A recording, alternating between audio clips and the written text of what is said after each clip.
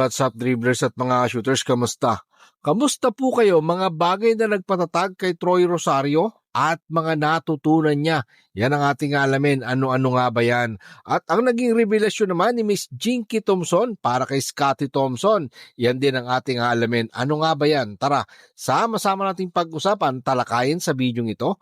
Matapos po akong maglambing sa inyo ng isang like, share, comment down below and don't forget to subscribe and hit that notification bell button para lagi po tayong updated sa ating pong mga video at lahat po ng ating shoutout ay nasa dulong bahagi lang po ng bidyong ito.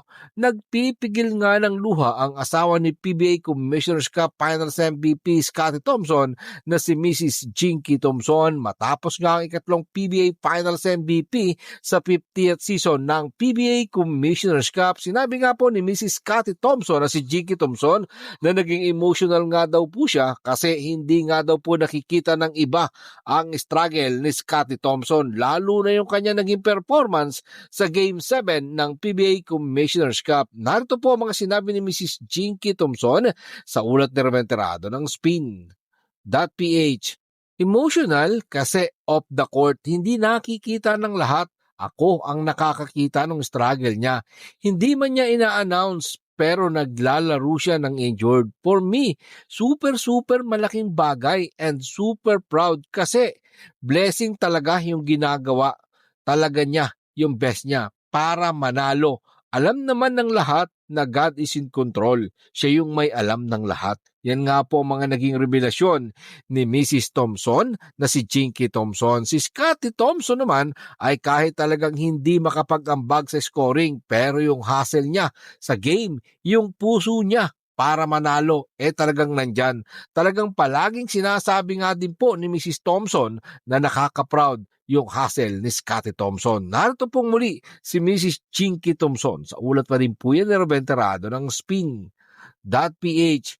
Hindi man siya nakaka-score sa hustle, yung puso niya talagang every game. Sobrang saludo talaga ako sa kanya.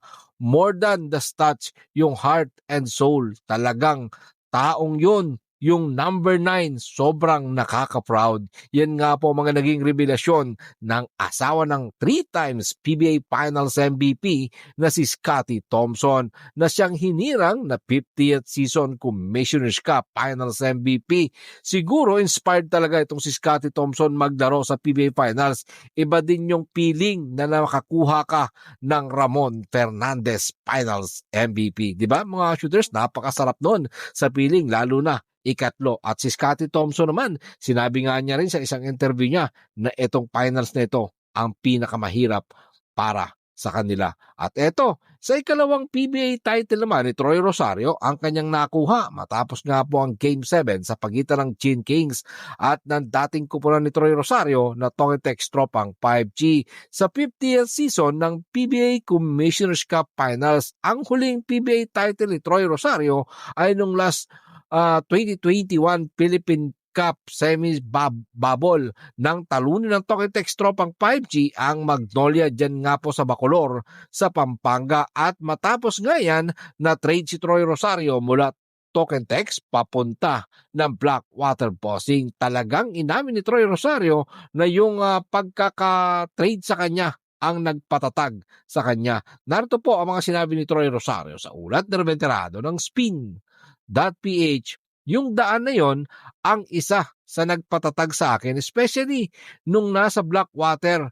Hindi man kami nananalo ng mga games para umabot sa quarterfinals, pero yung mga yon, time na yon ang nagpatibay sa akin dahil kahit talo may natutunan. Positive mindset lang lagi. I know yung capabilities ko na kung papaano ako magtrabaho.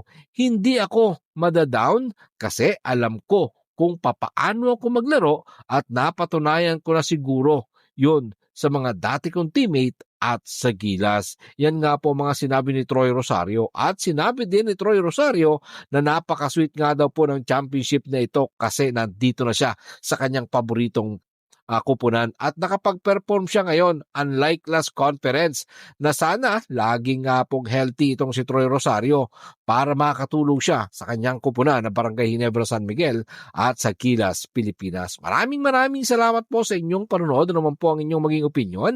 Diyan po natin yan pag-usapan sa comment section. Ingat and God bless everyone.